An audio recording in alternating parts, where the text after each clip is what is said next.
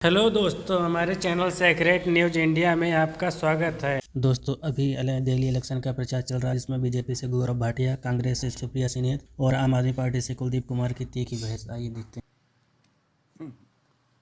अंजना जी, मैं आपको 3 भविष्यवाणियां यहां कर देता हूं। जब 8 तारीख को नतीजे आएंगे तो मिला लीजिएगा। सबसे पहले, अरविंद केजरीवाल अपनी सीट से चुनाव हार रहे हैं, नई दिल्ली की सीट से चुनाव हार रहे हैं, आप देख लीजिएगा। दूसरी बड़ी भविष्यवाणी, कांग्रेस पार्टी से मैंने पूछा कितनी सीटें आएंगी, कृपया करके बता दो। हरियाणा में भी बता रही थी, उससे पहले महाराष्ट्र में भी बता रही थी, हार गई थी। अभी भी नहीं बता पाएंगी क्योंकि आएगी अंडा। आप देखिएगा, छठा अंडा लगातार बनेगा, ऑमलेट की दुकान में बैठेंगे ये लोग। और तीसरी बड़ी बात मैं आपको बता रहा हूं, हमें किसी को बढ़ाने और नीचे करने की आवश्यकता नहीं है। जनता ने मन बना लिया है, भारतीय जनता पार्टी की पूर्ण बहुमत की सरकार बन रही है दिल्ली में। समझ रहे हो? समझ रहे हो आप? समझ रहे हो?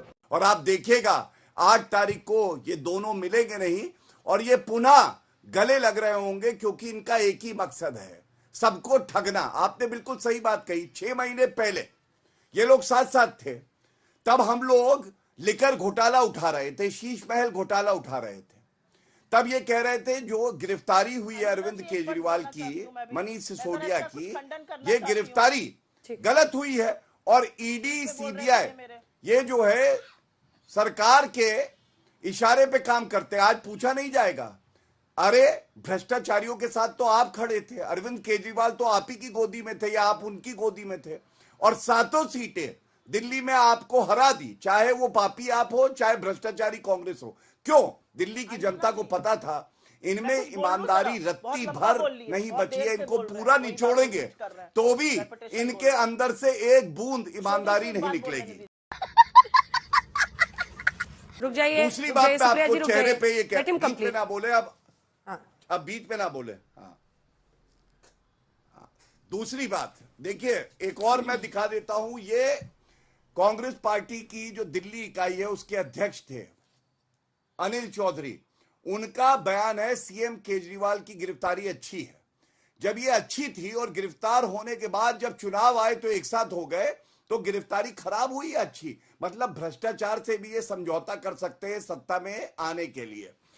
एक बात चेहरे की आई, अंजना जी जल्दी से मुझे ये बताइए, गुजरात में चुनाव थे, आपको याद है अरविंद केजरीवाल वहां कैंपेन करने गए, वहां पे उन्होंने चेहरा दिया और गुजरात की जनता ने 7वीं बार भारतीय जनता पार्टी की सरकार बनाई। क्यों?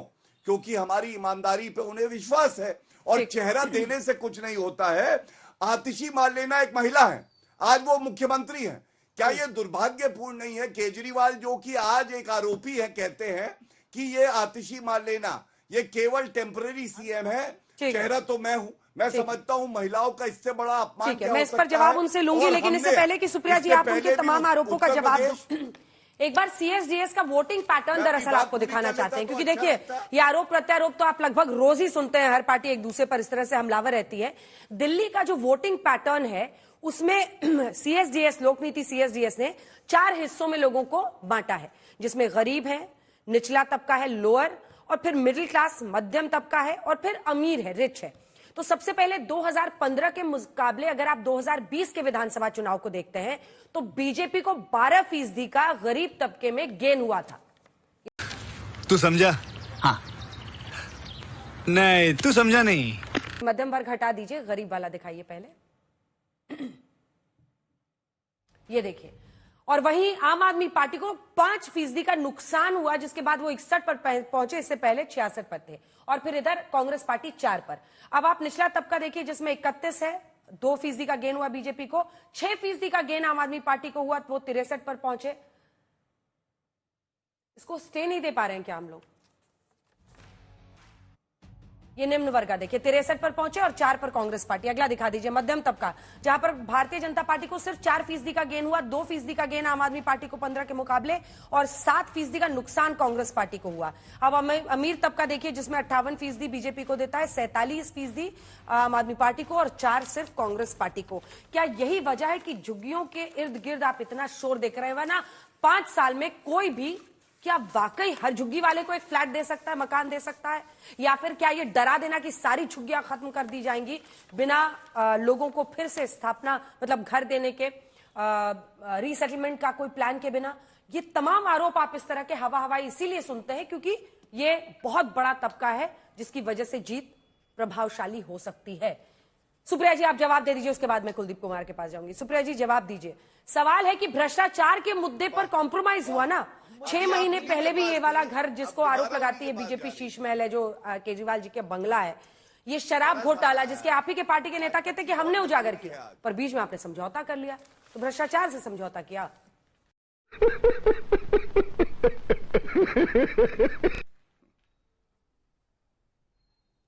नहीं, बहुत बड़ा विरोधाभास है जो आपने कहा और जो उन्होंने कहा, उस पर मैं बताती हूं क्यों। बीजेपी किस मुंह से शराब घोटाले के बारे में बात करती है?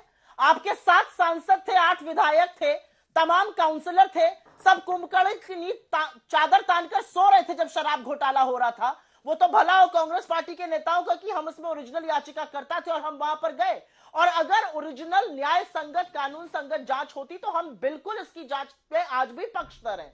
लेकिन जो हुआ वो हमने देखा कि वो कानून से बढ़कर एक वेंडेटा पॉलिटिक्स के अंतर्गत होने लगा। तो हमें लगा जहां पर एजेंसी बब्बर शेर बनकर प्रतिद्वंद्विता से काम करेगी वहां पर हम गलत के खिलाफ खड़े होंगे, और हमने बोला ये गलत प्रक्रिया हो रही है। क्या शराब घोटाला हुआ? बिल्कुल हुआ। क्या बीजेपी ने चू करी थी? उस वक्त एक शब्द नहीं बोला था। आज बड़े बड़का शेर बने घूम रहे। पहली बात, किस मुंह से ये दिल्ली की बात करते हैं? दिल्ली पुलिस, दिल्ली का अपराध सबको पता है। दिल्ली में महिलाएं कितनी सेफ है सबको पता है। 6 से 7 रेप रोज के हो रहे हैं। अपहरण के मामले में दिल्ली नंबर 1 है, महिला अपराध में नंबर 1 है। 99% महिला और बच्चों के जो मामले हैं वो लंबित है। ये दिल्ली पुलिस आपके अंतर्गत है, अमित शाह जी के अंतर्गत है, यह आपकी देन है। तो दिल्ली ने आपका चेहरा भी खूब देखा और इसीलिए 26 साल आपके चेहरे को नकारा है। और अंत में एक बात जरूर करना चाहती हूं यहाँ पे, बहुत गलत, एक मिनट अंजना जी, मैं ये बीच में बोलने लगते हैं, फिर जब मैं इनके बीच में बोलती हूँ तो आप कहती हैं इनको फिनिश कर लेने दीजिए। तो अब जब ये बोलना शुरू करेंगे तो मैं लगातार बहुत गलत ही कहती रहूंगी।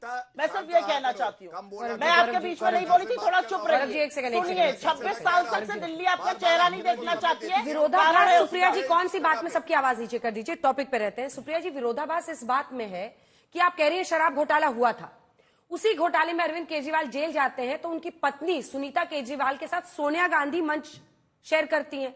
अब क्या मतलब है? मतलब घोटाले में या तो कार्रवाई ना हो, और अगर कार्रवाई हो तो आप फिर उनके साथ खड़े थे। मतलब ये असल विरोधाभास तो ये है कांग्रेस पार्टी के स्टैंड में। बिल्कुल मैं नहीं बताऊंगा। नहीं, असल विरोधाभास तो यह कि आप लोग समझ ही नहीं रहे हम क्या कह रहे हैं, और मुझे पुनः समझाने का मौका दीजिए। हम ओरिजिनल याचिका करता थे, दिल्ली वाले तो ये बीजेपी वाले तो चादर ताने सो रहे थे कुंभकर्ण की नींद। जब ये शराब घोटाला हो रहा था सारा शहर शराब की भट्टियों से भट जाता और हमारी मां बहनें बाहर घर से भी ना निकल पाती। बीजेपी को तो कोई फर्क ही नहीं पड़ा था। 7 सांसद और 8 विधायक कुंभकर्ण की नींद सो रहे थे। ये किस मुंह से बात कर रहे हैं? हम याचिका करता थे, हम गए, इस पर न्याय संगत अगर कार्रवाई होती हम उसका स्वागत आज भी करते हैं। लेकिन कार्रवाई जब शुरू हुई और जिस तरह से ईडी ने वेंडेटा के तहत कार्रवाई करी, जिस तरह से ईडी ने जबरदस्ती बेल ना लेना, जबरदस्ती अपने कार्य क्षेत्र से जाकर ज्यादा वेंडेटा करना, इस पर हम बिल्कुल बोलेंगे क्योंकि ईडी की कार्रवाई साफ नजर आ रही थी, राजनीति से प्रेरित। अब गौरव भाटिया जी आप इसका जवाब, गौरव भाटिया जी आप इसका जवाब, शर्म आनी चाहिए। और एक बात गौरव भाटिया जी जवाब, सबसे बड़े चंदा चोर, इसके बाद ये बात करेंगे भ्रष्टाचार की, गौरव जी, इलेक्टोरल बॉन्ड के डाकू, चंदा चोर, ये बात करेंगे। सुप्रिया जी अब जवाब सुनिए, अब जवाब सुनिए। गौरव जी बोलिए। अडानी को शांत। गौरव जी जवाब। ये बात करेंगे भ्रष्टाचार की। अरे शर्म। सुनिए, मैं जवाब बिल्कुल दूंगा और हर उस व्यक्ति का दूंगा जो यहां पे कहता है शेर बना नहीं जाता है मैडम, शेर पैदा होता है, और गधे को शेर की खाल पहनाने से वो शेर नहीं होता है। इनकी जीरो सीट्स है अंजना जी, 0। मैंने आपको बताया 5 चुनाव 0 सीट्स, और कांग्रेस की प्रवक्ता को बार बार समय मिल रहा है। अरे जनता इनको नकार चुकी है। और सुनिए, अब शांत कराइए और इनका फेडर लो करिए। अगर हिम्मत है, देश की जनता देख रही है, इनका फेडर लो करिए। चिल्ला रही है ना, बौखलाई बिल्ली है ये।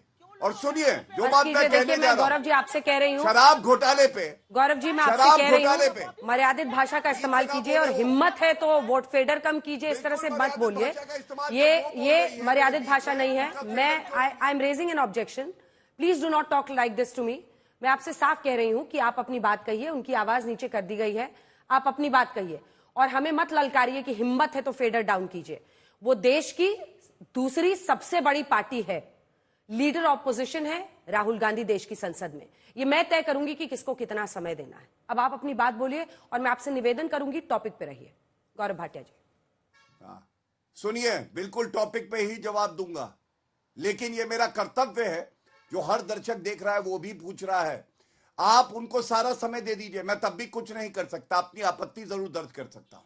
0 सीट्स आई हैं उनकी 2014, 2019, 2024 3 लोकसभा चुनाव में, 2 बार विधानसभा में 0 सीट्स आई हैं। समय दिया जा रहा है उनको, क्यों नहीं आपत्ति दर्ज करेंगे? और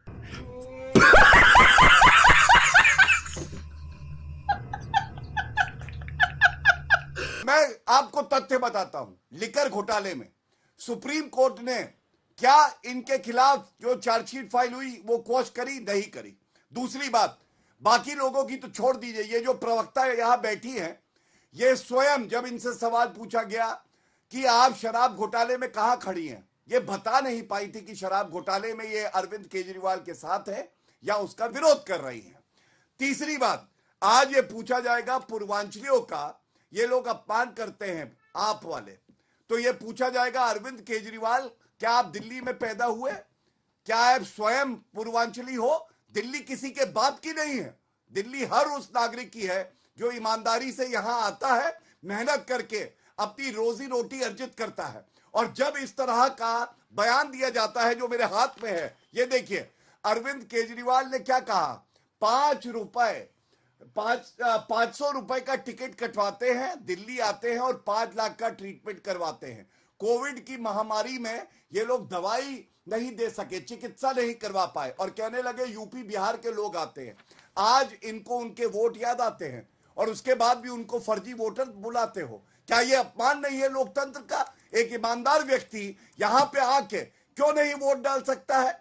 इलेक्शन कमीशन ऑफ इंडिया देख रहा है कि वोट डलेगा तो डलेगा, किसी माइका लाल में हिम्मत नहीं है कि वो रोक सके। और अंत करूंगा एक बात और कह के, उच्च न्यायालय की 2 टिप्पणियां जल्दी जल्दी पढ़ देता हूं। RRTS प्रोजेक्ट में उच्च न्यायालय ने क्या कहा, ये ट्रांसलेशन है। हमने विद्वान वरिष्ठ अधिवक्ता के समक्ष ये तर्क रखा कि यदि पिछले 3 वित्तीय वर्षों के बजट के रूप में 1100 करोड़ रुपए आप खर्च कर सकते हैं, तो निश्चित रूप से ढांचागत परियोजनाओं में योगदान क्यों नहीं किया जा सकता है। और दूसरा, दिल्ली प्रदूषण पे दिल्ली सरकार के मुख्य सचिव को दिए गए विशेष निर्देशों के बावजूद अनुपालन की रिपोर्ट नहीं दी गई है। अब अंजना जी बताइए, दिल्ली हाईकोर्ट के 3 आदेश मैं पढ़ चुका हूं, क्या ये नहीं दर्शाता है संविधान को तार-तार करने वाला और कोई नहीं है? ये दिल्ली का लाल नहीं है, ये दलाल है, और दलाल है अरविंद केजरीवाल। दोस्तों वीडियो अच्छी लगी हो तो लाइक शेयर एंड सब्सक्राइब करें।